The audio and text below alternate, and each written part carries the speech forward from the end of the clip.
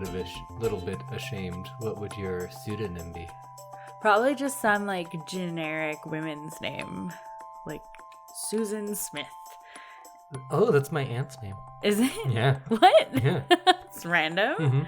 Mm-hmm. Just then it would get lost in like history, Mm-hmm. and it wouldn't be like, oh, who's this person with this wacky name? Like Johnny Depp in this was Oprah Noodle Mantra. Yeah, see, that's Is too how it is in the like credits. that's too obvious that it's a fake name. Yeah, and it's also clearly Johnny Depp. Yeah. Yeah, I'm not sure why he did that. Mine was always Pedro Espinosa. Oh. When I'd get into trouble when I was a kid, they're like, "Hey, you, what's your name?" I'd be like, "Oh, me? I'm Pedro Espinosa." In the 90s in Edmonton, people can't tell the difference between like Spanish people and Indian people. So I would just be like, "Yes, I am Pedro Espinosa." Oh. And they're like, yeah, you're one of those filthy browns, so it's all the same. Oprah Noodle Mantra. That's quite the handle. I want to see him sign an autograph with that name. I would get an autographed Johnny Depp picture if it was signed Oprah Noodle Mantra. Yeah, that would be awesome. Well, let's get into it. And we're going to be talking all about the works of Oprah Noodle Mantra today on this episode of I Love This, You Should Too. My name is Indy Pedro Espinosa Randawa, and with me is Samantha Susan Smith Randawa. Those are good names. And we are members of the Alberta Podcast Network, which is locally grown and community supported. Today, as you can tell, we are going to be talking about the 6th? Are we up to 6? Yeah, we are number 6. The 6th installment of the Nightmare on Elm Street franchise, which is not called A Nightmare on Elm Street 6, but is rather just called Freddy's Dead, The Final Nightmare. The Final Nightmare. If only. But it kind of, I don't want to get into Okay. it, but it kind I know of it'll is. ruin something for next episode, so I won't get into it. So Samantha had never seen these movies, and I said 3 of them are pretty good, so we're watching all of them and talking all about them. So we're really going to break down part 6 right away. But first, let's thank our first sponsor of the episode, and that is Park Power. Winter is coming, and energy usage for all Albertans will be increasing. So now is a great time for listeners to look at their utility bills and ensure they are on the best plan. Albertans have a choice who they pay their utility bills to, and Park Power is happy to provide free, no-obligation comparisons. If you decide to switch providers, it's easy, and you can feel good knowing that you are supporting a local business and helping give back to our communities with your utility bills. You can learn more at parkpower.ca. Well, Samantha, this is your first watch through of Freddy's Dead, The Final Nightmare. What are your first impressions? This one is not as bad as number 5, but is still bad. You know what? I completely agree with you. This one is like a little bit more watchable than the last one. I think a lot of people that are kind of my demographic, Mm-hmm. like grumpy men, they hate this one the most. Oh, really? And I, big controversial statement, do not. I'm not saying it's not bad. It is a bad movie and I don't like it. You heard it But here. Indy loves number 6. I think 5 is worse. I think 6 gets closer to what I expected the rest of like the bad movies to be. It's over the top, it's silly, it's catchphrasey, it's doing these pop culture references that we've already forgotten what they're referencing, so it just doesn't make sense. Yeah, sometimes it's just nonsensical. It is bad, but I'm more forgiving of those bad choices than I am the ones in number 5, where it just doesn't make sense and character motivations don't make sense. Yeah, that number 5 was just all over the place. I forgive these big swings and misses of making this like a Looney Tunes cartoon more than I forgive the just laziness of number 5. You're right, it is kind of like a Looney Tunes cartoon. Oh, it's straight up Wile E. Coyote for a good part in there, like in the middle there. wacky and all over the place. It's still bad, but in a way that I'm more used to and more forgiving of, I guess. Yeah, it's fun bad again. Yes. Whereas the last movie was just like annoying bad. This one is an easier movie for me to get through because it's silly and less frustrating. I just think the choices they made are bad, but they're making some choices. Yes, some choices were made. So let's talk a little bit about the context of this one being made. The last one was still quite successful. It made a lot of money, but in the standards of Nightmare on Elm Street movies, it was the least successful. Right. So they're like, you know what? We're done. We had a good run. Let's finish it off and let's get extra people in by really doubling down on the fact that this is the last movie. Right. It wasn't, but you, it kind of is. But I understand them wanting to be like, oh no, you have to see this one because it's like the conclusion. Yeah, and they tried some things, and they tried to add in some backstory. Some of it I thought was actually successful. Some of it was dumb and had like skeleton tadpoles. But when they were doing this one, they got some scripts from a few different people. And one of them was Peter Jackson, who at the time was making, I think, some real cool horror movies. What kinds of things did he make? Because I know his name, but I don't know what he did. Let's go on a little tiny journey into the world of Peter Jackson. So at this point, he had done a movie called Bad Taste, which is very gory and has aliens. It's a low-budget New Zealand movie. He was in it as well, and I believe there's one point where he jumps on an alien's head with a chainsaw and saws his way through it and comes out the alien's butt. So that's the kind of movie he was making. Interesting. He then went on to do Dead Alive, which I think is the next year after this, so it was around the same time. And Dead Alive, I love. It was my thing of the week probably about a year ago. I was going to say, I've heard of it. It's a super gory, silly zombie movie, and he was really influential in that horror comedy kind of realm, which I was very into at the time.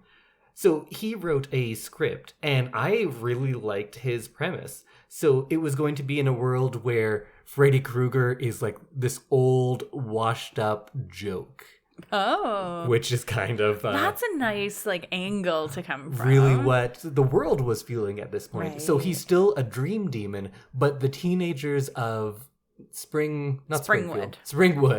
The teenagers of Springwood, now it's like a fun thing to like go to a party and like, hey, we're all gonna go to sleep and then we're gonna go into our dreams and we're just gonna kick the shit out of Freddy. This piece of junk. Because he's like a washed up hack now, and nobody takes him seriously. So they would all go in there and like beat him up and stuff. Oh, wow. And then one kid falls into a coma and then is in the dream world kind of permanently, and Freddy kills him. And that fear starts spreading, and as the fear spreads, his power starts coming back, and he becomes like what he used to be. And I like that as a nice parallel of this movie saying, like, yeah, we know that this got into a stupid place. These movies are bad, and he's a joke now, but we are going to bring that fear back. Yeah, I love that. I would totally see that movie. I would love to watch that movie. Unfortunately, it doesn't get made because the director of this one, Rachel Talalay, she has been working on a bunch of these movies. I think she starts off as like an accountant or something. Oh. And then becomes a producer and gets a higher and higher role. And eventually with this one, she gets to direct. And she is also in that long line of directors of these movies that I personally dislike. Because like the director from 2 and from 5, I see interviews with them and they just don't seem like nice or fun people. And they also don't seem to understand what the success of these movies was. Because they're all like, no, we're really smart. The whole like horror thing, the whole Freddy Krueger thing, that's not really that important. Right. Which is a weird thing to do when you're on your Freddy's 6th movie. The most important. Yeah. But anyway, she gets it. So she comes up with the story, and that's the story we see here. And someone else does the writing, and Rachel Talalay directs as well. But through those meetings Peter Jackson had with New Line, later on he has an idea to adapt some books and make them into movies with New Line, and those do end up getting made. Oh. It was this trilogy that was called, what's the name again? Lord of the Rings. Oh. I think it did pretty well, and then those Hobbit ones as well. So that's probably what Peter Jackson is known for a little more. I knew his name, and I think that's why I know his name. I say go back and watch Bad Taste and Dead Alive. Dead Alive especially. Okay. Those ones are really good. Then we get this movie, and it's It's a movie. It's of its time. It is. It is very early 90s. At least he doesn't skateboard in this one like he did in the last. No, that was like too trendy on the nose, kind of. Like this one does as well, but I think those little things that they put in, you might not even be aware of the reference because it's so specific. Like there's jokes about Nintendo commercials in this. Oh, so yeah, that would go right over my head. Put that in, and most people, because it's not exactly a timeless thing. Mm-hmm. Commercials from the early 90s. True. I before this week I hadn't seen a commercial in like months. This one also is 3D. A portion of it. A portion of it, I mean. Yes. But yes, so that was like of the time. Yeah, I seem to think that it was earlier, the real height of 3D, but maybe not, because it's all of this is before we were of an age where we were actually going to movies or anything. We were in the world, but I came into the world of A Nightmare on Elm Street after all of these had come out because we were just too young. Yeah, absolutely. This is 1991. Well, let's go through this silly movie. Yeah, this is the silliest of movies. So it starts off with, I think there's a Nietzsche quote, and then they follow that up with the movie quoting Freddy Krueger, and it says, "Welcome to prime time, bitch." Yeah. Freddy Krueger. That was interesting. Yeah, it also doesn't even apply. Like, he says things about dreams that you could put in. I don't know why you would pick that, but that sets up what kind of movie this is going to be. Yeah. It's like, hey, look at this silly stuff. And we're quoting from like 4 movies ago. I learned on the internet that this is supposed to be in 1999. Oh, yeah, because they do say 10 years from now. Right. So I thought that was interesting. Which would make it 2001. Yes. But I don't know. The internet told me it was 1999. But okay. We're 10 years after, and there are no children. Yeah, and we get that in a War Games style screen with like a digital map of the US and say, there are no children. But actually, there's just one. It reminded me of the screen from Oregon Trail. Oh, sure. Yeah. It says like, of that time. And then the adults are apparently, they've gone crazy because there are no children. Yeah. Which is like, it's a fun twist. But I didn't like that the adults were drawn into it. I kind of miss when it was only the kids. Well, because they're living in this like dream state of like talking to invisible children, and it felt a little bit betraying of the like before when adults had no part in Freddy's world. So we get introduced to who we think is our protagonist, and he never gets a name, so he's just John Doe. And he's on an airplane, and there's some fun stuff with the effects of him falling out of the airplane, because all of his dreams tend to be about his fear of heights and falling, which I think looks pretty good. It was pretty good, yeah. But then we do the dream within a dream within a dream thing, and they have this falling house, and then we just do a Wizard of Oz parody. I was surprised that, they went with like full ripoff of Wizard of Oz. I liked Freddy as the Wicked Witch. That was kind of fun. It was. Like, I know it's dumb, so I'm not saying it's good. But of the bad choices, it's kind of fun. It's a fun thing to do. I don't think they needed to do the whole Wizard of Oz thing. To keep the music going for as long as it did. I think it even goes on to when he's falling down a hill for 25 minutes, which happens right away. We watched it in 1.5 speed, and it was still ridiculously long. And then we get a little bit of back and forth with John and Freddy, and he eventually jumps through a John-shaped hole, very Wile E. Coyote already, and he makes a hole into reality? Into the real world? I think that's supposed to be the border of Springwood, sorry. Yes. And so I think he's like getting away from Freddy, and Freddy can't get through there. But he's sending him away, we learn. Yes. That it's actually all part of Freddy's plan. What does he say? Be a good boy and fetch? I think a little doggy and fetch. Okay, yeah. And so I thought that was kind of funny. He's back with all of those great taglines. Great in quotes. Yes, yeah. In 3, they were fun, even when they were kind of dumb. In here, they get less sensical again. True. So John is sent off to go bring Freddy children. Yes. One in particular, which we'll learn about. And then we get to cut to a center for youth or something. They live there. I think it's like a shelter for Yes. troubled youth. Yeah. And Breckenmeyer is there. He plays Spencer, who is just like a dick 90s kid and really looks like it. He looks like a combination of the two oldest kids from Home Improvement. And he's dumb and likes drugs and video games because kids these days, man. Yeah, he just has a lot of, he has all the stereotypical bad kid things. Yeah, he's meant to be like this cool, rebellious teen, but then you look and he's like making pipe bombs? Yeah. So is he just a terrorist, actually? That's not normal. That's not like a rebellious kid. That's a straight up criminal. Yeah. And we get Carlos, Yes. who can't hear out of one ear? Yeah. Or maybe both. He only has a hearing aid in one. And when it gets taken out, he can't hear anything. So maybe that ear kind of works to use a hearing And aid. the other one just work doesn't. at all. I don't know. Can't But do- either way, he likes to bring up the fact that he's deaf in pretty much every sentence. Yeah. Just in case you forget. And people like to steal his hearing aid out of his ear. Do they? Yeah. There's one part. Oh, maybe it's just Freddy who does it. Freddy cuts off his ear and then it turns into the hearing aid? I'm Yeah. unclear as to what happens. That's not there, how but ears that's work.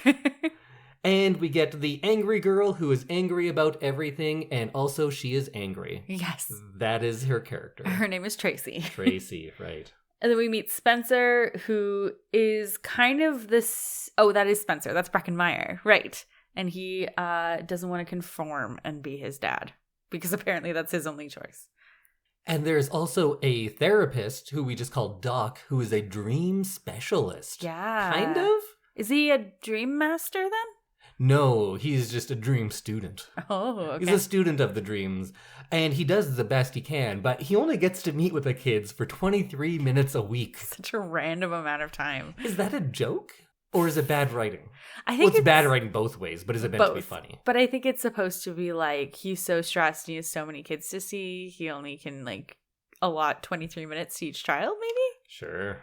It's like a 40-hour work week divided by however many kids.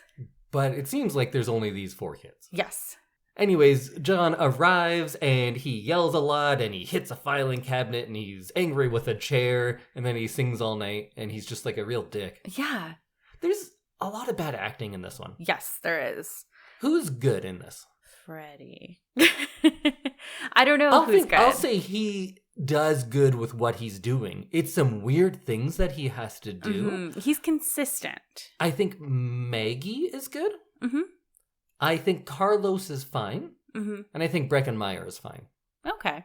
I think Tracy, the angry girl, really annoys me because she doesn't have any characteristics other than being angry about everything and inexplicably. Yeah. And also, John, he's pretty bad. He's pretty bad. He's yeah. not good at And this.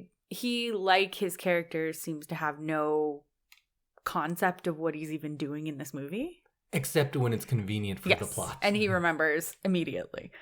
And he has a dream where he sees himself in the dream and says, "Free me, you idiot! I'm your fucking memory!" Oh, yeah. And it's a very, very rough delivery. That's what all people suffering from amnesia go through, right? I think so. They just dream about themselves. Yeah, their memory being manifested Yeah. as themselves being locked in a institution of some sort. Yeah.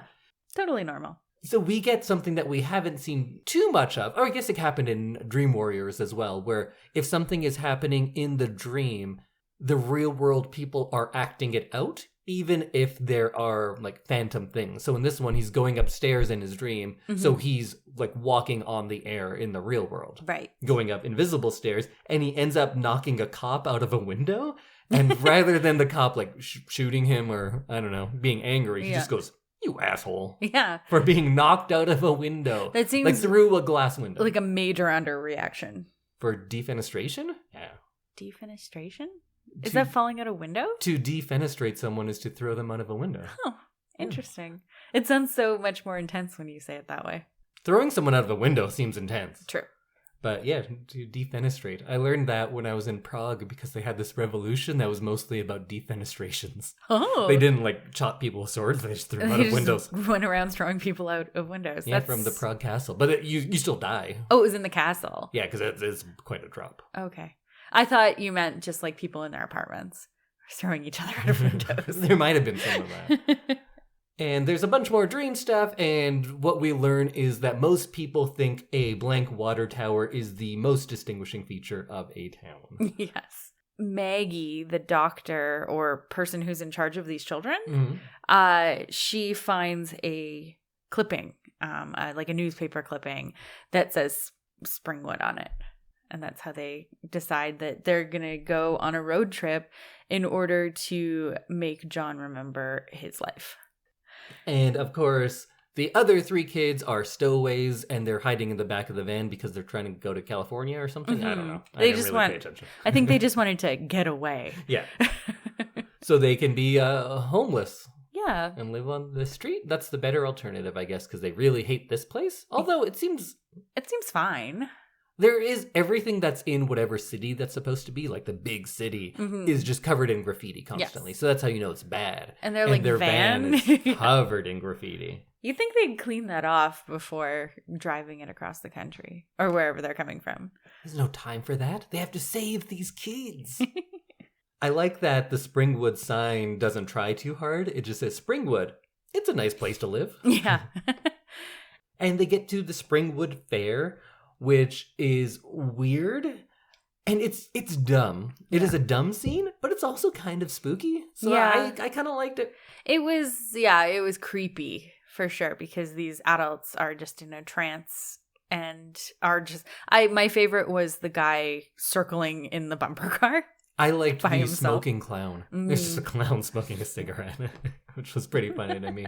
And my next note is, oh, fuck, Rosanne is in this bullshit. Oh, my God. Oh, fuck, now Tom Arnold is here. Who's Tom Arnold? That was Rosanne's husband at the time. Okay. He's an actor as well and is quite annoying. But to his credit, he is self-aware of how annoying and untalented he is. So he kind of like jokes about that. So that gives him a 1-up. Yeah. So I like him better than Rosanne. I forgot how much I dislike her voice. Oh, my God. It's so annoying. And how she was just like one of the biggest stars in American media for several years is wild. How did that exist? Like she had her own show and then they rebooted it. Yeah, and then she got kicked off. Oh. Because she said a bunch of real racist stuff, but then she was like, it wasn't me, it was the Ambien. And then they get lost because the kids have to go drive back to the shelter or whatever. And it's weird that they were willing to stow away so they can just run off and be by themselves. And then she gives them a vehicle to run off and be by themselves. But then they're like, okay, we'll go home now. That home seems to the shelter. Ill-advised for the adult in charge to send some children off with a car. You'd think they would take it and run away because they are trying to run away. Yeah. But they don't. They're being good. But they have the scene of them getting lost, which was very poorly done. Yeah. It just has them pulling up to the same stop sign over and over again, and they take different turns. Yeah. The directing is suspect in a lot of this movie. The loop, like being stuck in a constant loop, was better last movie. And it wasn't good last movie. It wasn't great last movie, but this one was done better. They've used it 3 times now, and it's never worked well. I say it worked in 4, kind of, and not in 5 and 6. Agree. And then there's the bit about the map. What's the map say? The map says we're fucked. Yeah. That was kind of funny. And I liked that the map grew so big that he couldn't physically read it in the car. Yeah, there's some funny sight gags. Yeah, there's some moments. But there's nothing scary in this movie. No. It has turned into a straight up comedy. Yes. And I think maybe that's why I forgive this movie more, because I made like horror comedies, and that's the thing that I like have experience in, and that's the thing that I like. I don't think this is good or well done version of that, but it's fine. Well, it's not fine. It's bad, but it's forgivable. And just the idea of this town with no children because Freddy killed them all. Yeah. That's a good idea. That's spooky. Absolutely. It could be a way scarier movie than it is. Yes. With the right script. Yeah, that whole atmosphere could be like a Children of the Corn kind of thing, but it's not.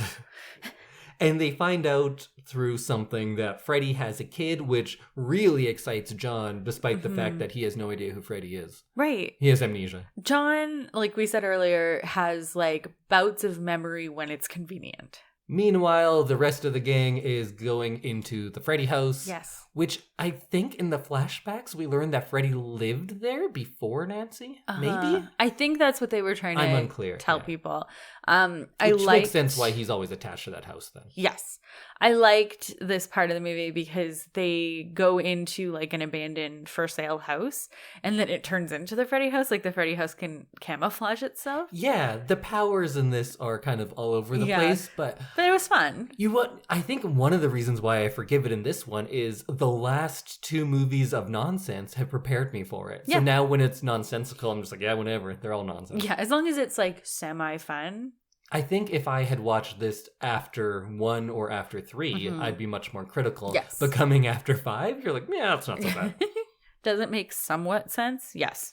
And Carlos dies because we get this dream sequence where I guess he was originally deafened because his mother punctured his eardrum with a Q-tip? I guess so. Maybe? And then Freddy puts a Q-tip through his brain and cuts off his ear.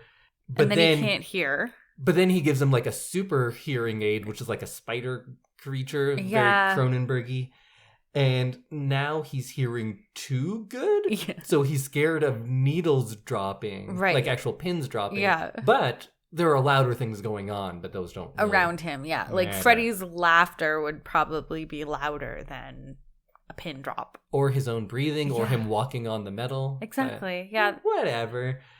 He ends up dying because Freddy does this like mime routine with a chalkboard and eventually scratches it a bunch and then it blows up his head. And his head explodes. Sure. Yeah.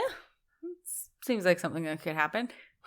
Where does this rate in your scale of Freddy kills?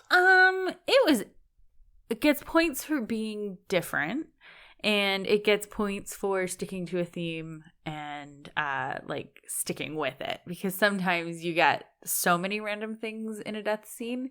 So I think this one is top 10 deaths. Oh, wow. Yeah. I don't know where in the top 10. It might be low top 10, but it's still up there. Oh, I put this much closer to the bottom. Oh, really? I don't know how many actual numbers of deaths there were. We don't know but that number. percentage-wise, this is a bottom quarter for me. Bottom third. You didn't like it? No, I thought it was dumb. I think at this point I'm willing to give points for creativity. Yeah. When we get like a new, exciting, different death. It was new. I don't know if it's exciting. Okay. Speaking of different but stupid deaths, then we have Spencer, who's in the house, and he has half a joint. So now he thinks it's like really cool and funny when he sees his friend trapped in a TV, and he's just like, yeah, man. Because that's what cannabis does to you people. The power of weed. You can smoke half a joint, and you can't tell what's real. No. And man, I need to find some of that stuff. You can't sit up. Yeah. Yeah, that joint was laced with something. I don't know. I don't think it was just weed. And then we get that Johnny Depp commercial. Because do you remember all of the This Is Your Brain on Drugs commercials? I don't think I've ever actually seen one, but I know like the concept of it. Yeah, it is just that. Okay. But in this one, Freddy comes up and hits Johnny Depp with a frying pan. Right. And that's comedy. You mean Oprah... Noodle Mantra. Noodle Mantra, Yes. yeah. It was fun to see a past Freddy alum. Yeah, I think earlier drafts of this script had many people coming back. There was this other script that someone else wrote where I think there's still the daughter of Freddy, but she joins up with like previous Dream Warriors. Oh. And then they all they make the super team and they go kill Freddy, which, again, a better movie. That would be fun. So back to Breckenmeyer smoking this lace joint. There's this big psychedelic sequence where they play Indigada de Vida, which was fun. But then he goes into the TV, and I guess his body actually does too. Yeah. And you're like, okay, psychedelic. They can't find him then. Yeah. Psychedelic sequence, I'm in on this. But then it quickly turns into a video game sequence, and it gets really bad. Mm-hmm. I thought so, at least. I thought this was terrible, and Freddy does things like going, ooh, great graphics. And he's not even doing scary Freddy or the maniacal laughing Freddy. Right. Like, now we get to see, like, contemplative Freddy and pensive Freddy and hamming it up Freddy. I don't think we needed that many Freddys. We did not. Also, I didn't like the makeup that Freddy had in this movie. I agree. I looked think this like is the worst makeup of any of them, He was, like, healing. Yeah. And Freddy's face is supposed to be gross and like freshly burned. Yeah, it looks like he's getting better. Yeah, which he isn't, because he's still Freddy. He also makes some Power Glove jokes. Power Glove was this Nintendo product. Oh. Which was timely in 1991, but I don't think a lot of people get it now. And he says, like, now you're playing with power, which was, I think, the Super Nintendo catchphrase, or maybe the Power Glove for Nintendo, whatever way. I definitely didn't get that reference. Yeah, and why would you? Why would even people at the time be like, hey, get it? It's like that one Nintendo commercial. Yeah. And it also turns into a cartoon a little bit, because then Breckenmeyer's body is bouncing around the real world. Oh, so I guess he doesn't actually go into the TV. Because his real world body is bouncing up and down like a cartoon and just making cartoon noises, which I think the makers of the movie think is the same as a video game. Yeah. They think cartoons and video games are the same thing, which I'd argue they're not. Video game stuff in the real world, but they can see him. Yeah, bouncing. Yeah. And making just, again, Looney Tunes sounds. Yes. Wile E. Coyote. And then the angry girl punches the main character and it sends him through a table into the dream world because she knocks him out, I guess. Yeah, so you can, like, now meditate. You can be hypnotized into the dream world. Yeah, she says, oh, I'll go get him. How? Meditation concentration, she says. Yeah. Okay, sure. Was that a power of yours? That was never mentioned. But also, she does seem to have, like, dream powers like Kristen from the previous movies. Yeah, a little bit. Because she understands the dream world very well, and she can do all of these tricks, and she can enter and leave like Alice did. Mm-hmm. But we never really mention how or why. Yeah. Or you ask how, and she goes, meditation, concentration. Yeah, that's her catchphrase. There is one funny bit in all of this that I thought was pretty good, where John Doe is in the bed and there's all the scary stuff and he goes like, nothing's making me leave this bed. And then it catches fire and he says something like, okay, fine. And then he's like, funny. God, I hate this house. Yeah, that too. Which was funny. I liked that. That was maybe the only funny part. Yeah. That was like actually funny. Yeah. And it shows that like Freddy's always listening. Yeah. Or the house is always listening. Is the house its own entity? It seems like it. Yeah. It seems like it's an extension of Freddy. Yeah. But it also seems like everything can be an extension of Freddy whenever it's convenient. True. So, whatever is my answer. Yes? Question mark? And now it turns into like real Wile E. Coyote territory because John is doing another falling thing and Freddy wheels out a bed of nails. Mm-hmm. And then he has like a comedic beat where he's like tired and he like rests on the bed of nails. Yeah. Which is something we've never seen from him before. And John falls on it and dies. And the end of him, who we thought was going to be the main character, but he's dead already. Yeah. And we do get to see Maggie like holding John's body. And it disappears. And you can see, like, the blood coming out from where he's been punctured. And then, yeah, he disappears, like, in a video game, I guess?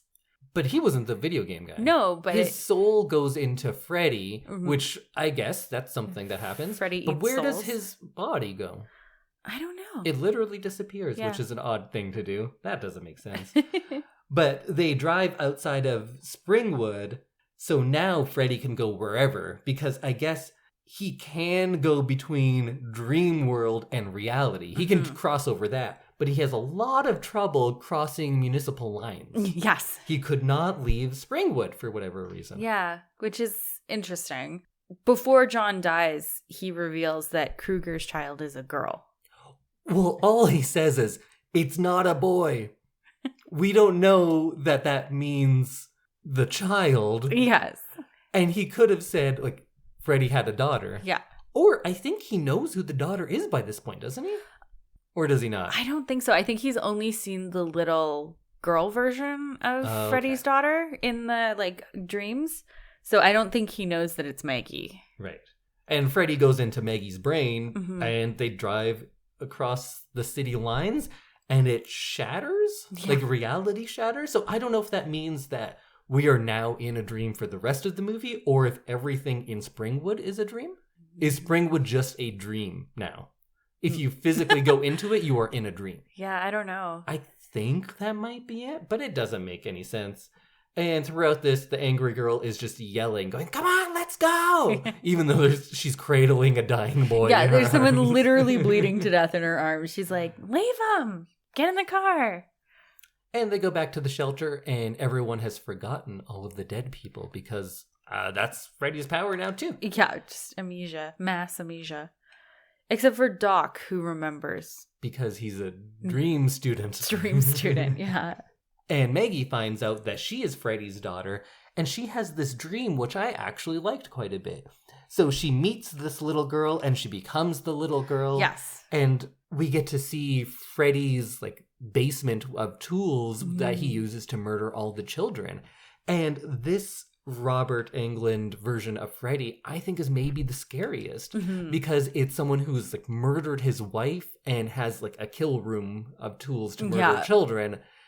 And in a movie where we're getting this Wile E. Coyote, Freddy Krueger, it kind of brings you back. But oh yeah, this is a child murderer. This is an actual scary person at one point. It's nice that they reminded us of that because he's becoming too cartoony and like likable at this point in the series. And he has that line of, well, you can't be here. We're not in Springwood. And he says, every town has an Elm Street. So now the rules are that he can go anywhere that has an Elm Street. I don't think it means literally an Elm Street, but just that he is everywhere and every town has these secrets and he can gain power anywhere. Maybe. I don't know. I might be doing some work for the writers on this one. I feel like we end up doing a lot of work for the writers in these movies. You know what's really funny is we do all sorts of movies on this podcast. We've done like big classics like Citizen Kane. We've done your art house stuff like The Lighthouse. We never rewatch any of them. We watch them once and we talk about it. Every movie except for the first one, we've rewatched. In this series because we can't understand what's happening. No, and sometimes on the second watching you do kind of figure some of it out. Yeah. And sometimes you're like, oh, I missed that moment or like whatever. You need to work hard for these movies to make sense. Yeah, and even like the synopsises that I find online, because I usually have that up every time we're talking about a movie. These are ridiculously hard to read too, because I feel like people are having trouble getting all of those plot points down. You could say, well, it's dream logic, so it doesn't make sense all the time.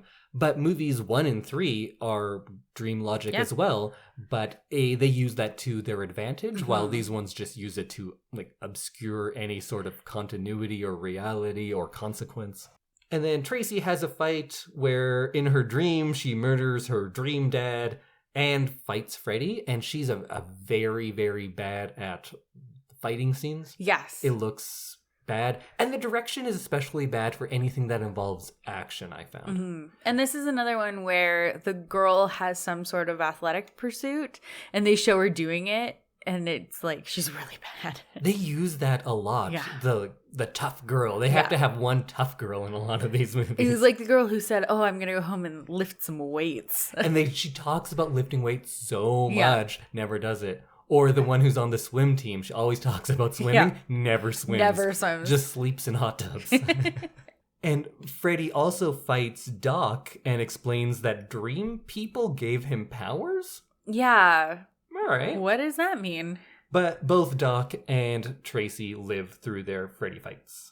And Doc can also put people to sleep, we learn, which he is going to use to put Maggie in. Yeah. To bait Freddy into the real world. And how do we know she is going into the dream world? Put on your 3D glasses now, kids. Because now it's a 3D movie sometimes. I liked how they introduced when to put on the 3D glasses in the movie. But it's also not clear. No. I get that you have to do it because to make a movie all in 3D would have been prohibitively expensive at this point, so they couldn't do that, so they're going to make a 3D section, which is something that other horror movies have done, and sometimes they'd even put something on the screen that says, put on 3D glasses now, and it would just be for certain scenes. Right. Nightmare Island Part 4, in 3D, as it's called, has, like, put on 3D glasses now, so certain kills would be in 3D. That's cool. Yeah, but not really. And so they did it, but just having like this final sequence like that. But she does come out of it later, and you think take him off now, but it wasn't quite. And they didn't. It was a little clumsy. It seemed like the 3D glasses were supposed to be when she's in the dream world with Freddy. But yeah, you're right. She does continue it out of the. Yeah, dream. And she has one line of like, well, it still looks like a dream, so I guess we're still in it, but we weren't. No. It was the real world. It was the real world when she's like fighting him in the basement. Yeah. And then we get to see those terrible puppets. Like when she goes through the gate and it's that ancient temple or whatever with the dream demons. Yes. They looked real bad and they looked funny. Yeah, they didn't look like something out of a horror movie. No. No. And again, we get some stuff that I actually like here. She goes into Freddy's memories and we see him being taunted as a child and like smashing a mouse or something with a hammer. That's just kind of creepy. That's scary. This is stuff that like could have actually been in a horror movie. If the tone of this movie were different and we got to see this stuff, it would be terrifying, I think. And there's that scene with a younger Freddy, not the child, but a younger version, and he's cutting himself and just like kind of enjoying it. Yeah.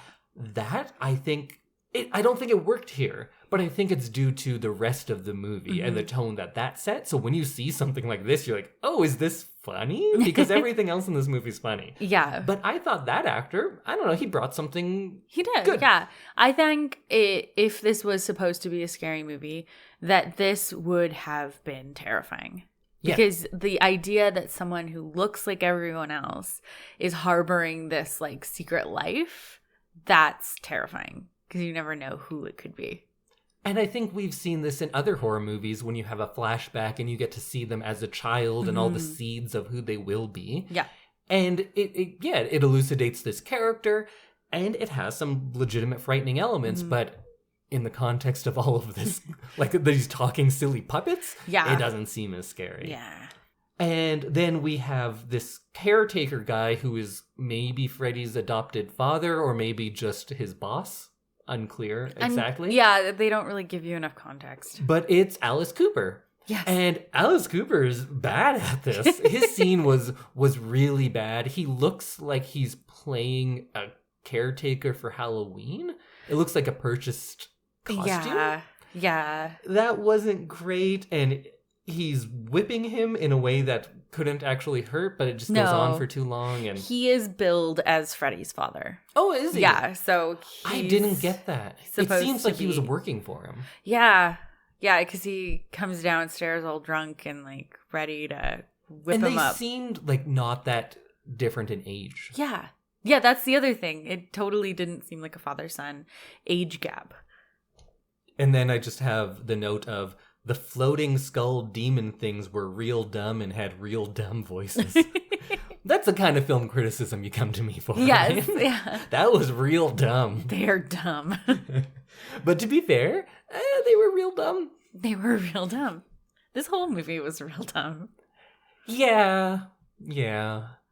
And then we get to see more of this version of Freddy, which I think is the scariest version we've had in quite some time, where he doesn't have a burnt face, but he just killed his wife and he's like kind of threatening his daughter. That was scary. He's like, you won't tell, will you? You gotta take your medicine, or whatever it is. So there's good stuff in this. Yeah. But it's sandwiched between so much garbage that you can't take it serious. It's true. Yeah, there's little nuggets of goodness. And we go back to part 1 with the idea that if you grab him in your dream and wake up, you bring him into the real world. And they try to do that, and Doc is able to put people to sleep and wake them up instantly. Yeah. I'd love one of those machines. Yeah, that would be really cool. I couldn't fall asleep until about 4:30 last night, so I could have just been like, bloop. So she goes to bring him into the real world, but then when she wakes up, he's not there. And he did come into the real world, but is just in a different part of the building? Yeah. I don't know why that happened. If she was holding on to him, so you'd think that they'd both appear in the same room. Yeah. Then my next note again is, I really dislike Tracy. I don't know what she's doing at this point, but yeah, it's not good. She's just angry and yelling because that's what she does. And then Maggie finds Freddy, and he's kind of like playing the victim and saying like, look what they did to me. Of course I turned out this way. Yeah. And that was kind of interesting. Poor and we me. get to see him without the burnt face at this point. But then he was just using that as a trick. And he's crawling around on the ceiling. Yeah. Another thing that I liked. It sounds like I like this movie. It does. But I'm struggling to find good things. And I do think there are good things here. There are. And then there's this big fight scene. Yes. Our big finale. We've gone through all of these movies, and we finally arrived here. Yes. Nancy couldn't finish it off when she brought him into the real world. The Dream Warriors battled him. They banded together, got dream powers. They found the skeleton and buried it. That couldn't do it. No. Amanda reabsorbing him into the womb Couldn't keep him. I don't know, dragging him to hell. Yeah. That couldn't do it either. So it all leads to this. And how did this play out for you? I thought it was very video game. How so? Because you kind of mentioned it when we were watching it, but that she has like a different weapon every time the camera goes on her. Oh yeah, she does that idea where she can just keep pulling out infinite weapons from nowhere. Yeah. She's like, she has a crossbow, and then she has throwing stars, and then she has this, and then it's just like kind of fun and ridiculous. This is where the directing, I think, failed the movie the most.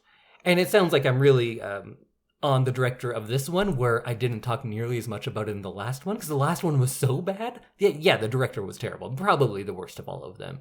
But this one, there are problems that are all in the direction. And for someone, like, I'm not a real filmmaker, but I've been on some sets, I've made some movies, so I know a little bit.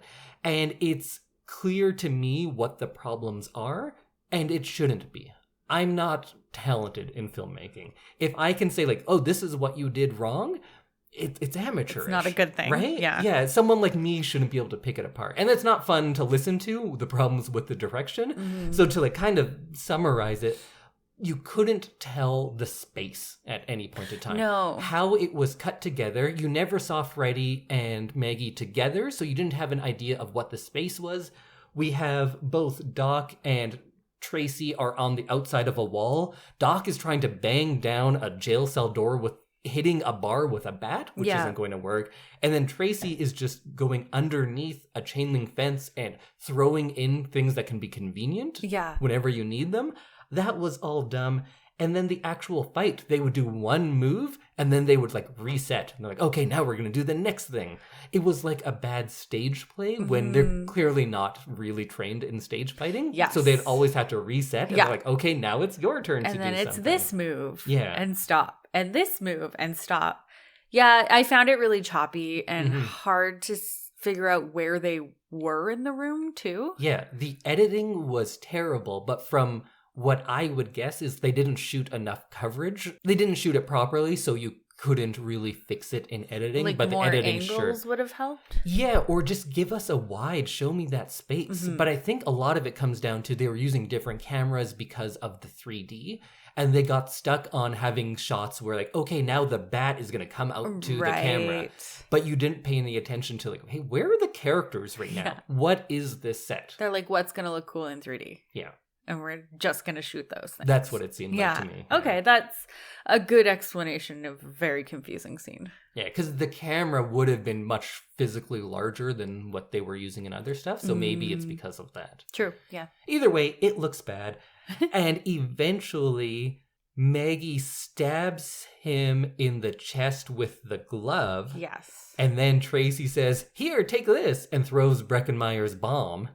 Oh, and yeah. She stabs the bomb into Freddy's chest and says, Happy Father's Day, and gives him a kiss on the cheek. Because now she's, like, wisecracking? Yeah. Where did that come from? She also calls him Daddy in this scene, and I did not like that. It's weird that that would be her reaction to finding out that dream demons are real. Yes. My father was, in fact, kind of one of them and has murdered, at this point, hundreds of people. And then she's, like, making jokes about it? Yeah. That seems odd. And then she has sassy taglines like Freddy? Yeah, that was weird. Yeah, I didn't like that. But then Freddy, this monster we've seen through all these movies, his last words before he dies are, kids. Yeah. Like, oh, shucks, what could you do? Yeah, I didn't like that. That's where you're going to end? Yeah. I get that this is like a funny movie, but you've actually put in some gravity at the end with all of those flashbacks, and then you just throw it all away with this ending scene of, like, Happy Father's Day. Oh, kids. Yeah. Terrible. Just terrible. Oh, and more terrible. So he explodes, his face flies towards the screen in a just for 3D thing. Yeah. And then his face comes out of his own mouth again, and then that face explodes into a bunch of pieces or something. Yeah. And then the doctor rips the door off the hinges, and after all this, she just goes, Freddy's dead. Credits. The end. It's just no wrap up at all. Nothing to like tell you what happens. Just the end. I think at that point they're just like, man, I can't do any more of this 3D camera. We're out of budget. This scene already doesn't make any sense, so let's just end it. Yeah. And they're like, yeah, the end. Goodbye. Are they still doing it every year, or is it every other year now? Like a movie? This one was 2 years after the last one, but it's still like pretty quick because we have 1 is 84, 2 is 85, 3 87, 4 88, 5 89, 6 91. Okay, so we're still they're like coming out. pumping They're them churning out. them out real fast. Yeah, that checks out because it just seems like they were like, oh, it's already time to start on the next one, or like in a lot of these. And this one is very much, it seems like maybe there was meant to be a scene at the end, like a final kind of wrap up scene, but this was very much not. This was very much not a satisfying ending. No, the deaths of Freddy in many of the other movies were way better than this. Mm-hmm. That one where all the arms and people come out of him and pull him apart? Yeah. That's a good way for him to end. Yeah. And this is also one where we don't get the skipping girls. Oh, I never noticed that. Yeah, there's no skipping girls in this one. Because I guess we're not in Springwood very much. And when we are, all the kids are dead. True. Although those weren't live kids. Those were ghost kids. Those were ghost kids. So they should still be around. Totally. So I kind of missed that part of the ending. Yeah. Because it's like formulaic. And if this is truly the last one, it should be somewhere in the movie. It is a shame for this series to end like this. Mm-hmm. Like, I know we're going to do another movie, but without talking too much about that one, let's say that at the time they thought this is the end. Mm-hmm. They held a big funeral for Freddy, like on set and stuff, and people from old movies came by and like they did a big thing. Oh, wow. So to them, they thought this was the end, and to most people, this is, and even in the movie world, this is kind of the end. So let's just treat it as the end. It's a bad way for him to go out. Yeah, for such a huge franchise, just for it to go bloop, credits, it seemed too abrupt. I didn't like it. Well, that brings us to the end. What did you like about this movie? There were some fun moments and fun ideas, like the video game death and the idea of falling being his biggest fear, and that's kind of how he dies. And some of the like catchphrases were fun. For me, for good stuff, I tended to like a lot of the flashback things, and I liked the backstory of Freddy, not the part where demons came to him right before he died and said like, hey, want to be a demon now? And he's like, yeah, I want it all. That was terrible. But when we get to see Freddy as a human, like just a tortured and also essentially evil person, that was good and that was scary. Mm-hmm. And some of the light stuff was fun because they do get like spooky fun, which I think is good. I like those types of movies, but some of the stuff you said is actually some of my least favorite, like the video game death. All of the video game stuff I thought was very, very bad. Yeah. And very much like in the mid-90s when all TV shows would have like an internet episode. Right. And they're like, oh no, we're trapped in the net. And you're like, even people at the time knew that this is garbage. Yeah. It seemed like that kind of stuff. And all of the, like the references were odd. I get Wizard of Oz. That's kind of timeless. Everyone's going to know that. It's an odd choice to include, but sure, whatever. It's kind of fun. We didn't need as much Wizard of Oz as we got. And very specific things like the Nintendo Power Glove. Like, you didn't need that. You knew at the time that that wasn't going to last for more than 6 months. No one's going to remember that. And how Wile E. Coyote he got, you either need to go further and continue that on or just take it out. Mm-hmm. It was in between, or it was so heavy in the first half and not as present later that I thought it was bad. What did you not like? I didn't like how hard they worked to make this funny. Yeah. You can do horror comedy. Oh, yeah. And I love horror comedy. But this seems like they were really trying. They were like killing themselves in an attempt to make this a funny movie. I think your best horror comedies come with funny situations existing in a horror world, not the horror being funny. Yeah. Like your Zombieland, for some reason, that's the first one I came up with.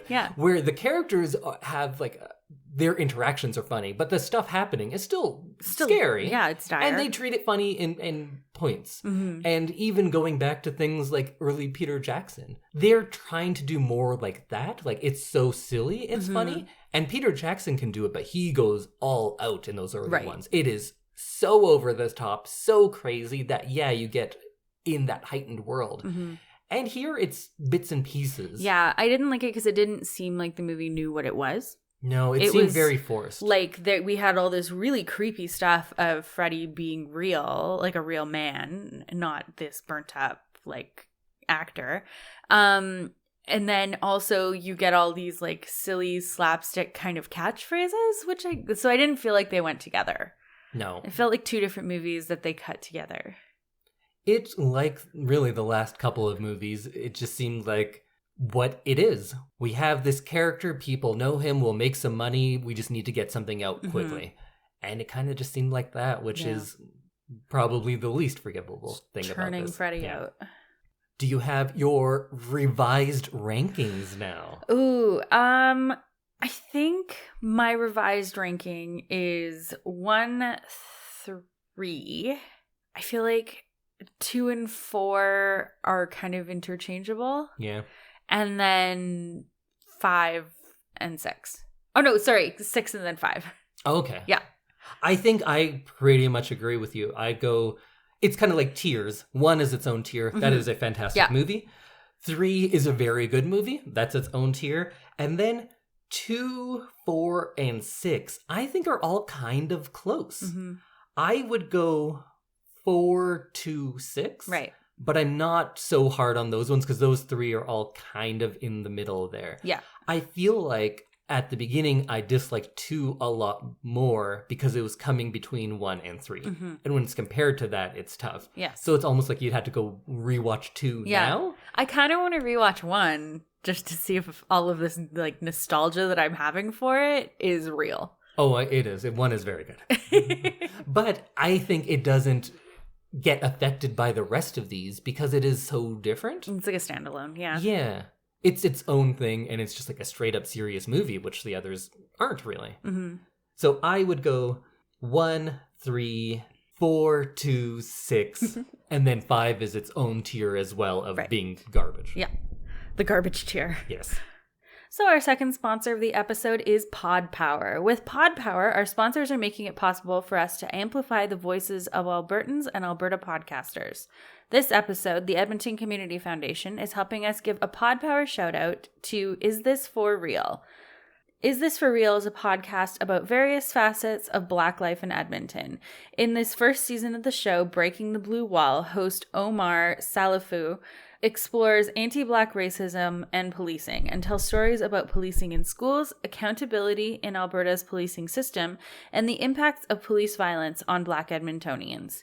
You can listen to the podcast and read more about each episode at isthisforreal.ca. And if you're not tired of hearing us, we are doing a guest spot on a really fun podcast called Three Kitchens. On their October 25th episode, we are going to join them. They talk about food, we talk about movies, so we are going to get together and talk about Trick or Treat, the really fun anthology Halloween horror movie, which we've talked about a little bit on this podcast in the past. So we'll discuss that, and it's going to be paired with some delicious treats. Yes. And maybe some tricks. So you can listen to Three Kitchens wherever you are listening to us right now. Well, now Freddy's dead and we're all done, right? Yeah. Just kidding. There's 2 more movies. Well, there's one more, really. Right. And you know what? We'll get into it next time. That's not an easy answer. But what we are going to do is, in just a few days, we will be covering Wes Craven's New Nightmare, which I haven't told you anything about. No. All you know is that it's kind of different. Yes. And I have been saying that it's kind of over, but then there's also this. Yes. So I'm trying not to read into that at all because I don't want to spoil it for myself. But what we do know is it's not even called A Nightmare on Elm Street 7. It's just called Wes Craven's New Nightmare. Interesting. Okay. Any thoughts about this going in? Hopes? Dreams. Wes Craven was who did the beginning. He wrote and directed part 1. Okay. So and I wonder, he wrote an early draft of part 3. Okay. I wonder if this is meant to be the sequel to part 1. Like if Wes Craven was in control of the series, this is what he would have done after he did part 1. Is that close or something? That's something that we've seen with the Halloween movies in recent years. I'm not going to tell you yes or no. Of course not. We're just going to go watch it. So check out New Nightmare, sometimes called A Nightmare on Elm Street 6. And that's what we're going to be talking about next. Awesome. What I did say is at the very beginning of this that I forget most of them, but I think 1, 3, and 7 are good. Okay. And we're heading into number 7. We're heading into number 7. Although I think I might have just said 6 a second ago. I got confused. There's a lot of them. There's a lot of them. And we'll be skipping over Freddy versus Jason because you've never seen a Friday the 13th. I only know Jason the dog. Yes. the only real Jason. Exactly. And then we will cover the remake in a week as well. But join us next week for New Nightmare. Excellent. Ooh. It's gonna be just like that. Is it actually spooky? I'm not telling you anything.